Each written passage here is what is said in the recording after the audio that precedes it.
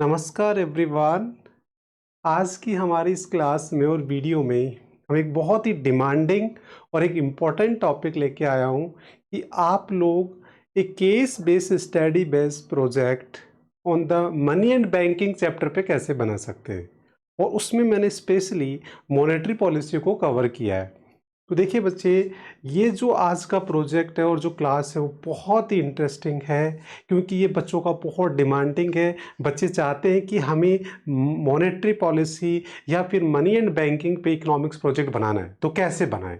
तो यही मैं आज डिटेल में आपके साथ पूरा डिस्कस करने वाला हूं कि कैसे आपको प्रोजेक्ट बनाना है। पूरा एक सैम्पल प्रोजेक्ट में आपको थ्रू आउट डिस्कस करने वाला हूं कि किस तरीके से आप कवर पेज बनाएंगे, कैसे आपको सर्टिफिकेट बनाना है, कैसे आपको एक्नॉलेजमेंट बनाना है, कैसे आप एग्जीक्यूटिव समरी लिखेंगे, how to write the introduction, and सबसे इंपॉर्टेंट पार्ट बच्चे जो मोस्ट अवेटेड होता है, बच्चों का सबसे डिफिकल्ट पार्ट होता है, how to develop the case study. And उसमें भी आपको एनालिसिस पार्ट कैसे करना है। तो वीडियो एंड तक देखिए। मैं आपको डिटेल में बताने वाला हूं कि कैसे केस स्टडी डेवलप करनी है, कैसे विद सैम्पल प्रोजेक्ट, और कैसे आपको उसका एनालिसिस करना है, फिर कैसे कंक्लूजन लिखना है, रिकमेंडेशन, बिब्लियोग्राफी। सो पूरी क्लास में हम पूरा प्रोजेक्ट डिस्कस करने वाले हैं। तो एंड तक देखिए वीडियो को, और आई एम वेरी श्योर कि पूरा वीडियो देखने के बाद आप किसी भी टॉपिक पे प्रोजेक्ट बना सकते हैं। तो इसलिए बहुत ही इंटरेस्टिंग है। तो अब हम स्टार्ट करते हैं। सबसे पहले जो प्रोजेक्ट है उसमें बनता है कवर पेज। और वो कवर पेज कैसे बनेगा, तो देखिए एक सैम्पल कवर पेज लेके आया हूं मैं आपको। ये बेसिकली मॉनेटरी पॉलिसी पे है और चैप्टर जो यूनिट है हमारी मनी बैंकिंग। तो देखिए सबसे पहले आपको क्या करना है, टॉप पे आपको टॉपिक का नेम लिखना है। तो आपने लिख दिया है कि impact of covid on the monetary policy of the country. ये बच्चे ने टॉपिक लिया है। केस स्टडी क्या ली है, monetary policy of RBI various quarters in the pandemic. तो बच्चे ने क्या किया है कि जो मॉनेटरी पॉलिसी है वो ली है, और उसके अंदर जो कोविड जो पैंडेमिक थे उसके डिफरेंट क्वार्टर्स की जो पॉलिसीज रिलीज हुई उसके अकॉर्डिंग उन्होंने सारा केस स्टडी डेवलप किया, जो आगे हम देखेंगे कैसे डेवलप किया और कैसे एनालिसिस किया। बहुत ही इंटरेस्टिंग पार्ट है इसका। ये केस स्टडी ली है। अब आपको इस तरीके से आपको ये लिखना है। देन आपकी स्कूल का एक बीच में लोगो लगा देना है। देन सेशन 2023 ये करना है। देन नेम ऑफ स्कूल लिखना है। देन उसके बाद में सबमिटेड टू टीचर का नेम लिखना है। देन यहाँ बच्चे का name, class, roll number, board roll number आते हैं।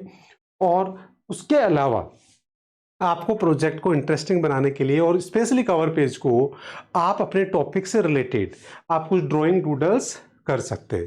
तो इस तरीके से बच्चे ये एक पूरा कंप्लीट आपको कवर पेज बनाना है। तो इस तरीके से बहुत इंटरेस्टिंग एक कवर पेज आप बना सकते हैं।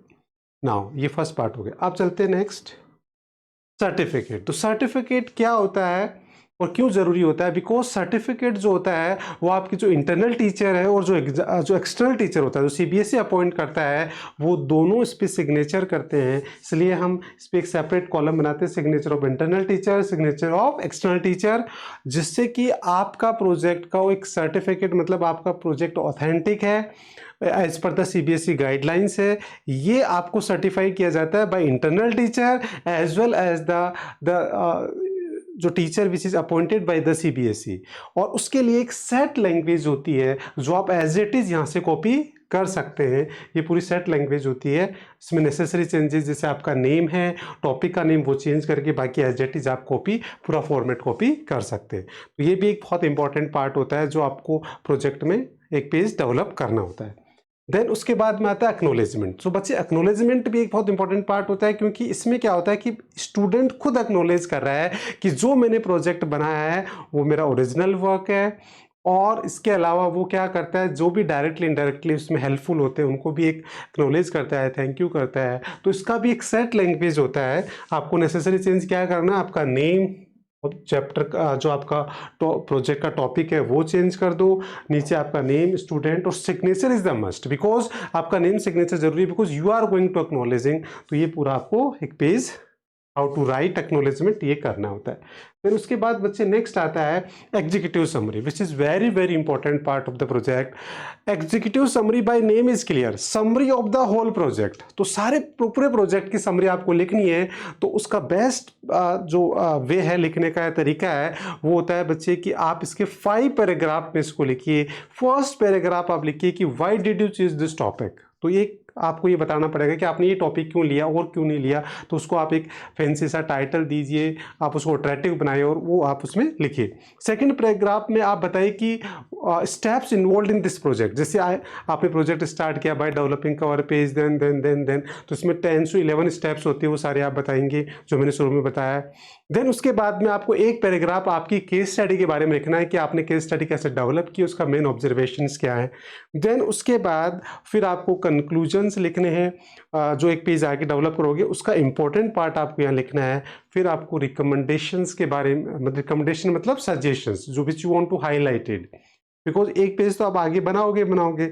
अब यहाँ आपको क्या करना है, उसका ब्रीफ में जो आप हाईलाइट करना चाहते हैं, जो सजेशंस हैं, वो आप यहाँ एक पैराग्राफ। तो ऐसे 5 पैराग्राफ में आपको पूरी एग्जीक्यूटिव समरी का पेज तैयार करना है। तो इस तरीके से इन्होंने पूरे 5 पैराग्राफ जो है वो कंप्लीट कवर किए। देन उसके बाद इंडेक्स नंबर, ये आपको पता ही है सबको कि कैसे बनता है, तो इसका एक पूरा फॉर्मेट होता है। अब यहाँ आप चाहो तो जैसे पेज नंबर लिखना भी ज़रूरी होता है, तो वो भी आप लिख सकते हैं, यहाँ थोड़ा मिसिंग है, तो एक स्ट्रक्चर आप ले सकते हैं। देन फिर आप इंट्रोडक्शन ऑफ टॉपिक। अब बच्चे इंट्रोडक्शन ऑफ टॉपिक जो है वो देखो डिपेंड करता है कि आपका टॉपिक क्या है। तो दो तरीके के हो सकते हैं, एक आपका करंट इश्यू का टॉपिक हो सकता है और एक आपका सब्जेक्ट या चैप्टर बेस्ड टॉपिक हो सकता है। तो अगर आपके सिलेबस बेस्ड है या पर्टिकुलर चैप्टर से आप प्रोजेक्ट बना रहे हो, तो फिर आप इंट्रोडक्शन कहाँ से लिखेंगे, आपकी टेक्स्ट बुक से। और यहाँ ये टॉपिक है बच्चे कि इन्होंने मनी बैंकिंग यूनिट ली है, उसमें से चैप्टर टॉपिक मॉनेटरी पॉलिसी ली है। तो इनका पूरा इंट्रोडक्शन जो है वो टेक्स्ट बुक में से और यूनिट मनी एंड बैंकिंग में से इन्होंने लिया है। तो इस तरीके से आप पूरा एक टेक्स्ट लिख सकते हैं। अगर आपने टॉपिक करंट इश्यू से लिया है तो फिर आपको उसको गूगल और या फिर न्यूज़पेपर्स या अदर सोर्सेज से आपको सेकेंडरी सोर्सेज से आपको डेटा लेना पड़ेगा जो इंट्रोडक्शन के लिए। तो इन्होंने सबसे पहले सेंट्रल बैंक के बारे में बता दिया, फिर उसके बाद में फंक्शन जो आपकी पूरी टेक्स्ट बुक में सब कुछ दे रखा है, सारे फंक्शंस इन्होंने एक्सप्लेन कर दिए। देन उसके बाद में मॉनेटरी पॉलिसी को हाईलाइट कर दिया कि मॉनेटरी पॉलिसी जो है वो इंडिया में क्या है, वो कैसे फॉर्मुलेट होती है, उसकी कमेटी, सब कुछ फॉर्मुलेशन सारा इन्होंने मॉनेटरी पॉलिसी को स्पेशली हाईलाइट कर दिया। देन उसके बाद बच्चे फिर इन्होंने more about monetary policy. Then उसके बाद में जो इंस्ट्रूमेंट्स है मॉनेटरी पॉलिसी जो है उसके 2 पार्ट होते हैं, क्वांटिटेटिव और क्वालिटेटिव, उनको उन्होंने डिटेल में डिस्कस किया है। जो भी आपके टेक्स्ट बुक में सब कुछ दे रखा है तो वो सारा एक्सप्लेन इन्होंने कर दिया। देन उसके बाद ये पूरा कंप्लीट एक्सप्लेन कर दिया है जो एसजेटीज बुक से ले लिया इन्होंने। तो ये सारा क्वांटिटेटिव क्वालिटेटिव ये कंप्लीट एक्सप्लेन कर दिया। नाउ अब सबसे इंपॉर्टेंट पार्ट आ गया, दैट इज रिसर्च मैथोलॉजी, जहां ज्यादातर बच्चों को यही दिक्कत आती है और इसी को हम बहुत इंटरेस्टिंग बनाएंगे। तो रिसर्च मैथोलॉजी में सबसे पहले हम क्या यूज कर रहे हैं, केस स्टडी बेस्ड प्रोजेक्ट बना रहे हैं। तो केस जो होता है वो बेसिकली जो डिपेंड होता है वो सेकेंडरी डेटा पे होता है। तो how to develop the case study, तो इसको देखिए आप सैंपल से। अब मॉनेटरी पॉलिसी पे केस स्टडी इन्होंने क्या किया, जो पेंडेमिक के टाइम में डिफरेंट क्वार्टर्स के अंदर जो भी आरबीआई, देखो आरबीआई की जो पॉलिसी होती है वो हर क्वार्टर मतलब आफ्टर 3 मंथ्स में ये क्या होती है, डिक्लेयर होती है। तो इन्होंने क्या कर दिया, डिफरेंट क्वार्टर्स की जो मॉनेटरी पॉलिसी की जो मेन हाइलाइट्स थे उनको उन्होंने पैराग्राफ में लिख के, जैसे फरवरी 2020 का ले लिया, फिर अक्टूबर का ले लिया, फिर दिसंबर का ले लिया, उसको सारे को पैराग्राफ में इन्होंने लिख दिया। जो भी मॉनेटरी पॉलिसी में अनाउंसमेंट हुए जो important related to bank rate, repo rate, reverse repo rate, वो सारे अनाउंसमेंट्स को इन्होंने पैराग्राफ में लिख दिया। तो डिफरेंट क्वार्टर्स को इन्होंने क्या कर दिया, पैराग्राफ फॉर्मेट में लिख दिया है और इस तरीके से उन्होंने केस स्टडी। तो केस स्टडी का मतलब यही होता है कि how to develop case study. Case study मतलब कोई भी टॉपिक पे जो सेकेंडरी डेटा है वो आपको डिफरेंट सोर्सेज से कलेक्ट करके एक पैराग्राफ फॉर्मेट में आपको लिख लेना है। तो इस तरीके से आप किसी भी टॉपिक पे केस स्टडी डेवलप कर सकते हैं। और फिर भी आपको कोई दिक्कत आती है तो आप हमें डायरेक्ट कॉन्टैक्ट करिए, हम आपको बताएंगे कि आप केस स्टडी कैसे डेवलप करेंगे, क्या सोर्सेज है, कहाँ से इंफॉर्मेशन लेनी है, तो उसके लिए कॉन्टैक्ट आप कर सकते हैं। अब आता है कि केस स्टडी का एनालिसिस कैसे करें, विच is very very important part. इसमें आपको 100% आपका खुद का कंट्रीब्यूशन होता है। तो देखिए इन्होंने क्या किया, यहाँ एनालिसिस में सबसे पहले लिया बैंक रेट। बैंक रेट, अब उसका आप चाहो तो पहले मीनिंग भी लिख सकते थे, फिर उसके बाद में डिफरेंट क्वार्टर्स के अंदर उसकी क्या रेट रही, क्वार्टर्स ने बता दिए, ये रेट लिख दी। फिर उसके बाद में इसका बार पाई, जो भी इन्होंने बार डायग्राम यूज़ किया है, और इससे बिल्कुल क्लियर हो रहा है कि जो कॉन्टिन्यूसली क्या हो रहा है कि डेफिनेटली जो बैंक रेट है वो डिक्रीज हो रही है। अब बैंक रेट डिक्रीज होगा तो उसका क्या इम्पैक्ट होगा, मनी सप्लाई पे डेफिनेटली बढ़ेगी। और ये क्या है कि आफ्टर द लॉकडाउन के बाद के सिचुएशंस हैं, तो डेफिनेटली गवर्नमेंट ने क्या कर दिया, बैंक रेट को या पेंडेमिक के सिचुएशन की बात है, ड्यूरिंग द पेंडेमिक और जस्ट आफ्टर दैट लॉकडाउन, तो इसमें अचानक डिमांड कम हो गई थी, मनी सप्लाई कम, डिमांड कम हुई थी, अनएम्प्लॉयमेंट हो गया, तो लोगों के पास पैसा नहीं था, तो गवर्नमेंट ने जानबूझ के बैंक रेट और या आरबीआई ने बेसिकली कम किया, जिसकी वजह से कि सप्लाई बढ़े, मनी सप्लाई और डिमांड बढ़े। तो ये इसका एनालिसिस आपने, मतलब उसका बैंक रेट कम होने से क्या होता है, तो बैंक रेट कम होने से मनी सप्लाई बढ़ेगी, मनी सप्लाई तो डिमांड बढ़ेगी, और ये आपको इस तरीके से आपको बता देना है। फिर नेक्स्ट लिया इन्होंने रेपो रेट। तो रेपो रेट क्या होता है उसका मीनिंग लिख दो, डिफरेंट क्वार्टर्स में रेपो रेट की क्या रेट रही। तो रेपो रेट भी देखो कंटिन्यूसली पहले कम हुई अचानक, और फिर वापस कांस्टेंट, थोड़ा बढ़ के कांस्टेंट रहा। तो अब रेपो रेट भी कम होगा तो डेफिनेटली वही बैंक रेट वाले इंपैक्ट्स आएंगे, मनी सप्लाई बढ़ेगी, डिमांड बढ़ेगी, और वो उस टाइम की रिक्वायरमेंट थी। तो उस तरीके से आप एनालिसिस आप लिख सकते हैं पूरा। देन उसके बाद रिवर्स रेपो रेट। अब रिवर्स रेपो रेट भी देखिए, मीनिंग बता दीजिए। देन देखिए आरबीआई ने तुरंत एकदम से डाउन किया है, और वो आपको साफ दिखाई दे रहा है। कॉन्टिन्यूसली रिवर्स रेपो डाउन करने का ऑब्जेक्टिव अगेन वही मनी सप्लाई बढ़ाना है, डिमांड बढ़ाना है, तो उस तरीके से आप उसका नीचे एनालिसिस कर सकते हैं। देन उसके बाद उन्होंने लिया है स्टैट्यूटरी एसएलआर। तो एसएलआर जो लिया उसका पहले मीनिंग बता दो आप, फिर उसके बाद में देखो एसएलआर को इन्होंने ऑलमोस्ट लिटिल बिट डिक्रीज किया है, केवल 0.25, बाकी कांस्टेंट ही रहता है, क्योंकि देखो SLR more and less constant ही रहता है, तो वो कांस्टेंट ही रहा है, बस फिर भी थोड़ा 2.5 कम हुआ है। तो उसका कम होने का मतलब अल्टीमेटली फिर मनी सप्लाई बढ़ेगी, तो वो सारा मनी सप्लाई बढ़ेगी। क्यों बढ़ाई, क्योंकि डिमांड बढ़ानी थी, उस टाइम में रिसेशन और हमारी इकोनॉमी में डिप्रेशन आ गया था, तो रिकवर करने, तो वो सारा आप लिख सकते हैं। तो इस तरीके से आपको एनालिसिस करना है, केस स्टडी है। आई होप आपको ये समझ में आ गया होगा। तो इस तरीके से ये पूरा एनालिसिस कर दिया और केस स्टडी डेवलप कर दी। देन उसके बाद में आता है कंक्लूजन। तो कंक्लूजन का एक पेज आपको पूरा लिखना होता है, जिसको आप पॉइंट्स में भी लिख सकते हैं, पैराग्राफ में भी लिख सकते हैं। कंक्लूजन से मतलब आपके पूरे प्रोजेक्ट का जो मेन हाईलाइट्स होते हैं, which want to highlight basically, जो आपने केस स्टडी किया, जो आपने एनालिसिस किया, उसमें से जो इंपॉर्टेंट ऑब्जर्वेशंस है, it may be positive may be negative, वो सारे आप यहाँ हाईलाइट कर सकते हैं।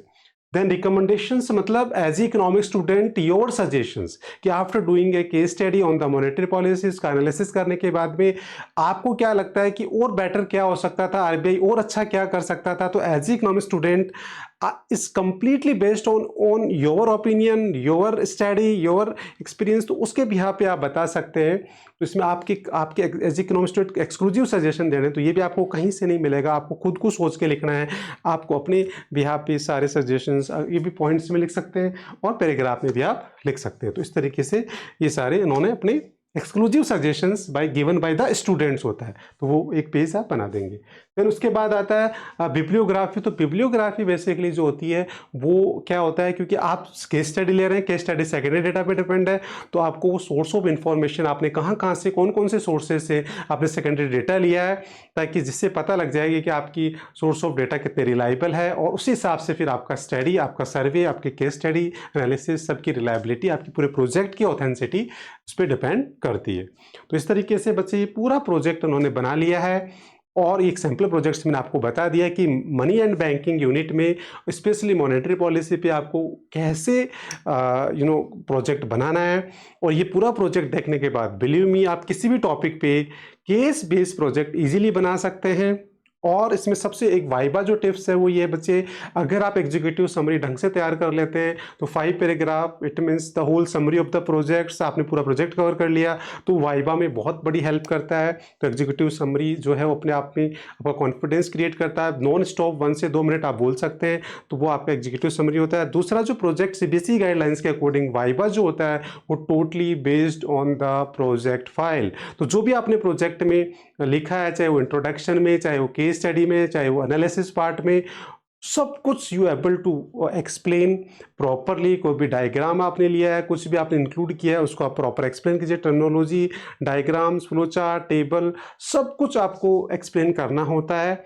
ऐसा नहीं कि आपने इंक्लूड कर दिया और उसका आंसर नहीं, ये एक गलत इंप्रेशन होता है। तो प्रोजेक्ट में जो कुछ भी आपने लिया है उसको प्रॉपरली पढ़िए और उसी पे बेस्ड क्वेश्चंस होते हैं। तो आपको वाइवा में टेंशन लेने की ज़रूरत नहीं है। फिर भी आपको कोई हेल्प की ज़रूरत हो 24/7 आप हमारे से कांटेक्ट कर सकते हैं, और किसी टॉपिक पे भी आपको प्रोजेक्ट के लिए गाइडलाइंस चाहिए तो हमारे से बात कर सकते हैं। So that's all for today. I hope आपको ये समझ में